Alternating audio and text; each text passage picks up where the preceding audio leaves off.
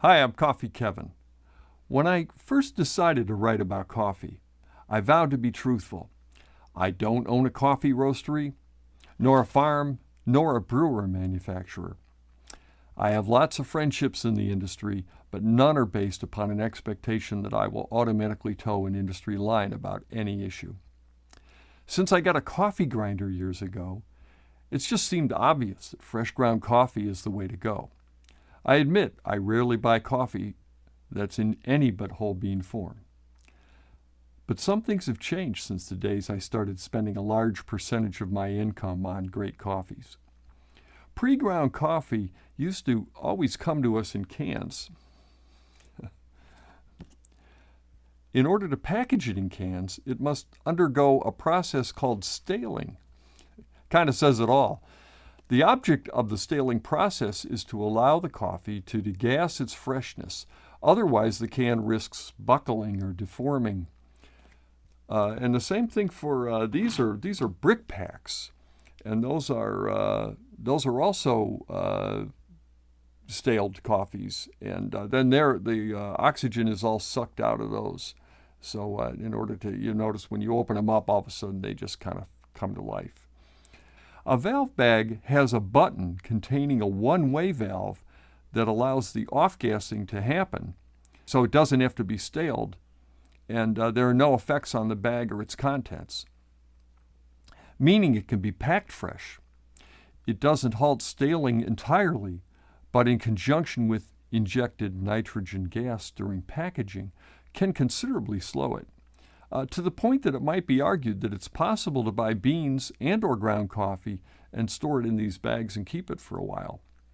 And it still will taste fresh. Obviously, if you walk around a trade show in the coffee world, depending upon their station in the industry, you'll hear valve bags being dismissed or revered. So my question is, can pre-ground coffee, that is coffee that's already comes to us ground in a bag, still be considered a specialty coffee? Even more important, can coffee come pre-ground and make a fresh-tasting brew? Let's start by saying something nice about pre-ground coffee from the big companies. Most pre-ground coffee in cans or bags from larger roasters is extremely well ground. Grinding is based on exact science based upon numbers and defined ranges. Most coffees from the big guys is ground using giant rollers that literally crush the beans. These are fairly precise mechanisms, and the final distribution is scientifically determined and measured in quality control. Shop grinding, such as when you buy beans from a local shop, is almost invariably a step down. The variability of even the best shop grinders is much wider than any mass-produced coffee you're likely to find in a grocery store. Home grinders are yet another step down.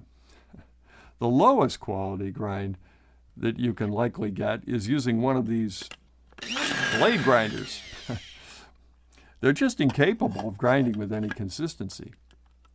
There's a definite trade-off we make when we decide to take beans home to be fresh ground moments before brewing using one of these blade devices. I'm a big believer in occasionally trying the opposite behavior and seeing if it makes a difference. And that's what I'm doing today. I picked up a bag of ground coffee. Steep and Brew is a roaster that's been around since the 70s.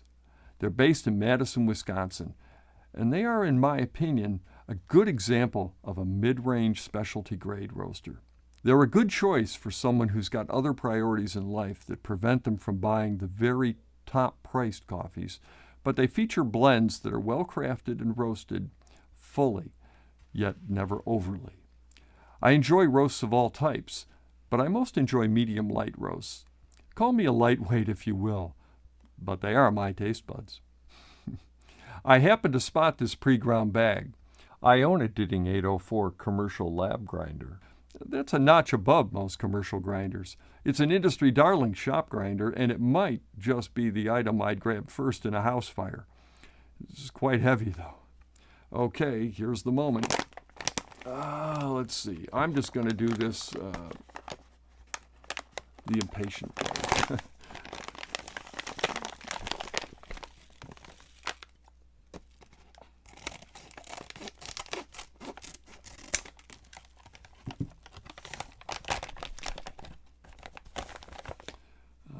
Okay.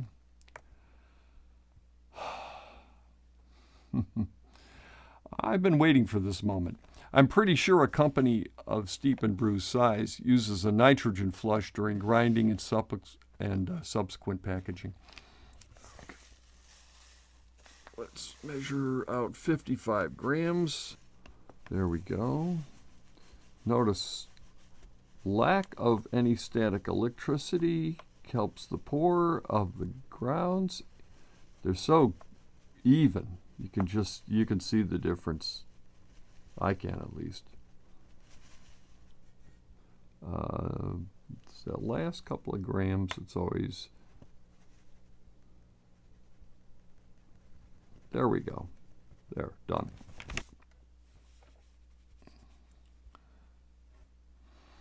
The nitrogen's job is to drive out enough oxygen that coffee can be considered oxygen-free. This gives it a real advantage in the package. It's one reason why freshness dates of a year or more, actually, have become a reality. Okay, now I've weighed the 55 grams, and I'm going to place it in this filter and give it a quick shake. I'm making this, by the way, in the Brim Drip Maker. This was 2019's product of the year at CoffeeCon. I considered it at the top. I consider it still at the top of my short list of recommended automatic drip makers. But equally important for this show is the ability to see how the coffee reacts when the 200-degree Fahrenheit water first hits the grounds. That's the best visual acid test to judge grounds freshness. If it's fresh, the grounds will rise. It looks similar to the effect when you pour a soft drink into a glass. I purposely didn't do this before we went on the air. I wanted to be as surprised as you.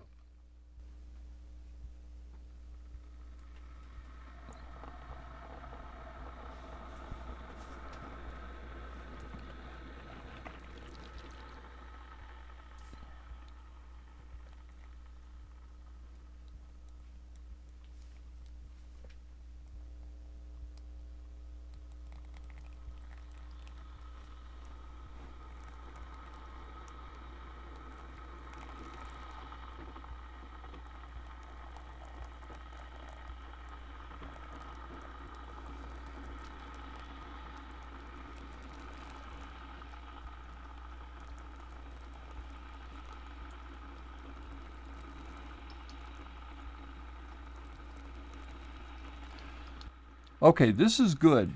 I'm seeing the rise of the grounds as water hits them, indicating the presence of fresh ground coffee. I realize this coffee was ground at least a month, 6 months, a year before we're brewing it. So it is the success of the packaging. Now that's great for the first batch we're brewing, but now what can we do to prolong this freshness?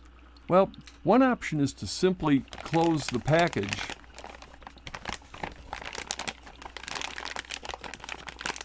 as tightly as possible and keep it closed using a rubber band. Even people who run the packaging business acknowledge that coffee that's been nitrogen flushed, sealed, and opened will henceforth go stale more rapidly than it normally does. Another option is to do the same thing and then place the tightly wrapped coffee inside a freezer bag and keep it in the freezer. I know there are many in the coffee business who claim coffee is not a freezable product, that is, it can be frozen, but for this or that reason, it will not be side effect free. Well, not only do I think this is incorrect, but well-regarded coffee experts like Michael Sivitz and on occasion George Howell have said so too. Sivitz used to say in a truly progressive world, coffee would ideally be sold from the frozen food section of the grocery store. The most inarguably ideal container would be a storage device like this one. This is the Coffee Freshness System developed by Robert Wallach, an entrepreneur engineer in California's Silicon Valley.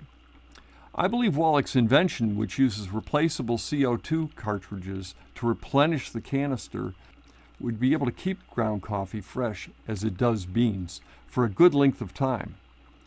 I'm sure he would recommend beans, as would I, as a first choice. However, it's food for thought to consider that a product like this might be the first product an enthusiast would get after a brewer, not the second. Yes, I'm suggesting it might be a wiser investment to get a top-notch brewing machine, then a device like this, before you purchase a grinder, if the coffees you're using are available in such an environmentally sealed package as this. I'm not, of course, based upon one anecdotal and partially subjective test, suggesting we change the coffee industry. I'm suggesting we keep our minds open to different workflows depending upon how technology develops. This is the kind of controversial discussions we have in our Future of Coffee panel discussions at CoffeeCon events. Meanwhile, it looks like we're going to have some good coffee to drink. I'd like to thank my sponsor, Java Master, whose coffee is always fresh, not due to packaging, but fresh roasted in the store moments before you purchase it. I'm sure today's subject will be considered controversial in the world of coffee. Feel free to post a comment. I promise to be respectful. Subscribe, follow, like, and share. I'm Coffee Kevin.